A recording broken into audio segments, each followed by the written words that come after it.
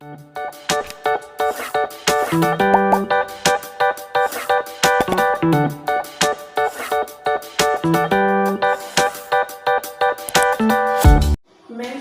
की इस श्रृंखला में हमारा ये क्वेश्चन नंबर 2 है। इससे पहले हमने मेंसुरेशन के जो भी मुख्य फॉर्मूले होते हैं उनके बारे में बताया था। उसके बाद हमने वर्ग टॉपिक को शुरू किया था। उसमें हमने इससे पहले एक क्वेश्चन और कर लिया है जिसमें कि 3 क्वेश्चन शामिल थे।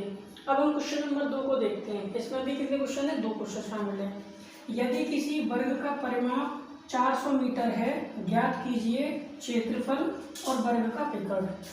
अगर आपने इससे पहले की वीडियो ना देखी हो तो पहले उनको देख लें, तब ज़्यादा समझ में आएगा अच्छे से। तो देखिए हमें क्या दे रखा है? वर्ग का परिमाप दे रखा है कितना? 400। तो हम लिखेंगे वर्ग का परिमाप, वर्ग का परिमाप बराबर कितना दिया है? वर्ग का परिमाप दिया है 400 मीटर। वर्ग का परिमाप 400 मीटर दिया है, लेकिन वर्ग का परिमाप का फॉर्मूला क्या होता है? तो हमेशा ध्यान रखना है कुल लंबाई जो होती है परिमाप होती है। तो कितनी है? 1 2 3 4। अगर इसकी भुजा a है तो टोटल कितना है? 4a। तो हम कह सकते हैं कि वर्ग का परिमाप हमारा 4a है और 4a बराबर कितना? 400। इस 4 से ये 4 कट जाएगा, कितने बार? 100 बार कट जाएगा। तो हमारी भुजा कितनी आ जाएगी? 100। अब हमारी भुजा जो है 100 आ चुकी है। तो हमसे क्या पूछा गया है? हमसे पूछा गया क्षेत्रफल। क्षेत्रफल क्या होता है वर्ग का? वर्ग का क्षेत्रफल होता है भुजा का स्क्वायर यानी ए स्क्वायर। तो क्षेत्रफल हो जाएगा, क्षेत्रफल बराबर ए स्क्वायर। तो ये बन जाएगा हमारा ए कितना है? हमारा ए हमारा 100, तो 100 का स्क्वायर। तो यहाँ से 100 गुणा 100। अब 100 का गुणा 100 में करेंगे तो देखो 1 का गुणा 1 में करेंगे 1 और दोनों जीरो, 2 जीरो ये 2 जीरो ये, टोटल जीरो कितने होंगे? 4 और मीटर स्क्वायर, क्योंकि क्षेत्रफल किसमें होता है? स्क्वायर में होता है। अब हम क्वेश्चन नंबर 2 को देख लेते हैं। हमसे क्या पूछा गया है? वर्ग का विकर्ण। तो वर्ग का विकर्ण क्या होता है? वर्ग का विकर्ण होता है भुजा √2। देख लेते हैं वर्ग का विकर्ण। विकर्ण हमसे पूछ रहा है तो विकर्ण होता है भुजा √2 यानी a√2। भुजा हमारी a√2 और a का मान कितना है? a का मान 100। तो यहाँ पे रख देंगे 100। तो हमारा हो जाएगा 100√2 मीटर। इस प्रकार से हमारा ये आंसर हो जाएगा। अब हम अगला क्वेश्चन करते हैं। यदि किसी वर्ग का क्षेत्रफल 196 मीटर स्क्वायर है तो हमें पता करना है परिमाप और वर्ग का विकर्ण। तो हमें ये पता होना चाहिए वर्ग का क्षेत्रफल का फॉर्मूला क्या होता है? वर्ग का क्षेत्रफल तो हम लिखेंगे वर्ग का क्षेत्रफल हमें कितना दिया है? वर्ग का क्षेत्रफल बराबर 196। लेकिन इसका फॉर्मूला क्या होता है? तो फॉर्मूला होता है ए स्क्वायर। ए स्क्वायर बराबर 196।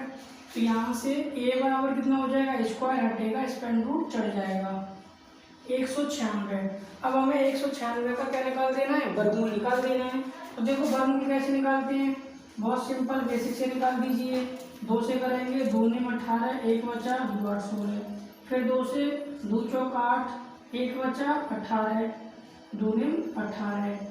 अब ये 2 से जाएगा नहीं, 3 से जाएगा नहीं, 4 से जाएगा नहीं, 5 से जाएगा नहीं, 6 से जाएगा नहीं, 7 से जाएगा ये। तो 7 से 7 बार चला जाएगा और फिर 7 से 7 × 7। तो वर्गमूल में क्या करते हैं? जोड़ा बना लेते हैं। इस तरीके से हमारा a बराबर क्या बन जाएगा?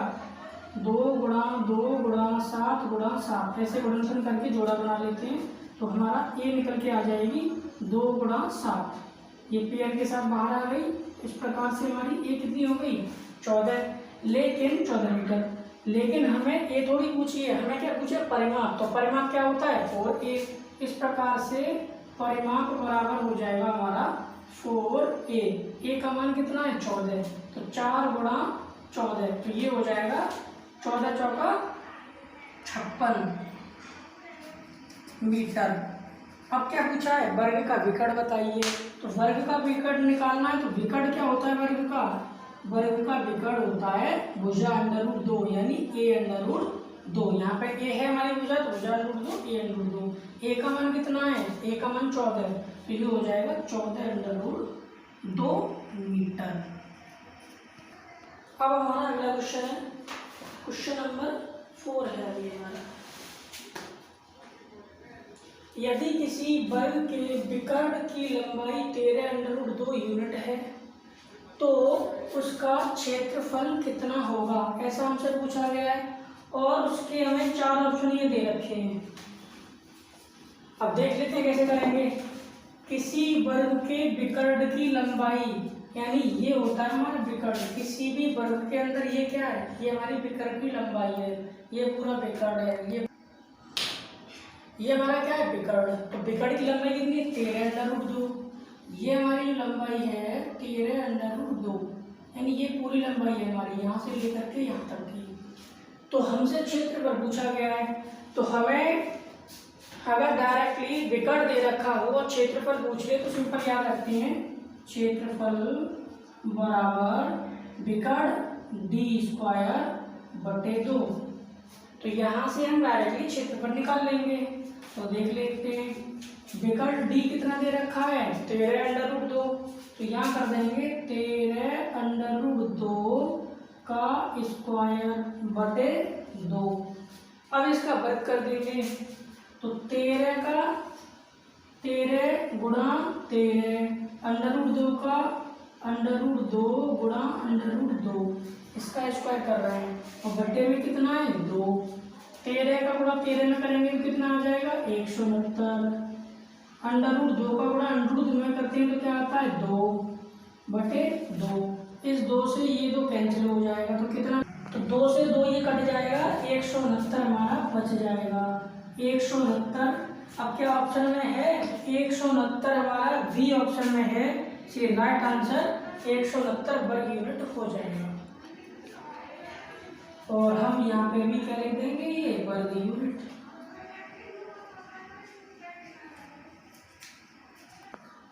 अब हमारा अगला क्वेश्चन है, एक वर्ग के क्षेत्रफल का संख्यात्मक मान उसके प्रत्येक विकर्ण के संख्यात्मक मान के आधे के बराबर है, विकर्ण का संख्यात्मक मान क्या है।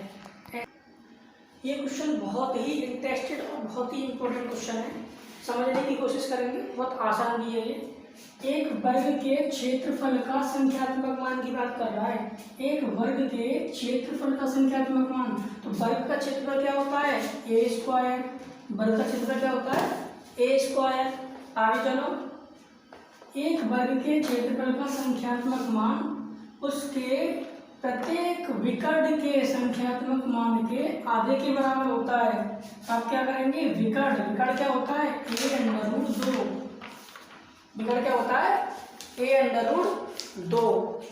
अब a√2 का हम क्या करेंगे, a√2 का हम आधा करेंगे, उसने बोला है ना उसके प्रत्येक विकर्ण के संख्यात्मक मान के हाँ, तो हमारा a² बराबर क्या हो गया a√2, लेकिन विकर्ण के संख्यात्मक मान के आधे के बराबर है, तो इसका क्या कर देंगे हम आधा कर देंगे। एक बार फिर से समझ लेते हैं, एक वर्ग के क्षेत्रफल का संख्यात्मक मान, क्षेत्रफल क्या होता है a²। आगे चलो, उसके प्रत्येक विकर्ण क्या होता है a√2, विकर्ण के संख्यात्मक मान के आधे के बराबर है, इसका आधा कर देंगे, किसके बराबर हो जाएगा a² के बराबर हो जाएगा। तो यहाँ से हम a का मान निकाल लेंगे, हमारे इस a से ये a कट जाएगी, तो a बराबर क्या आ जाएगा √2/2। हमें क्या पूछा गया है, विकर्ण का संख्यात्मक मान। विकर्ण क्या होता है, विकर्ण होता है हमारा a√2। a का मान कितना है √2/2, a का मान है √2/2 गुणा √2।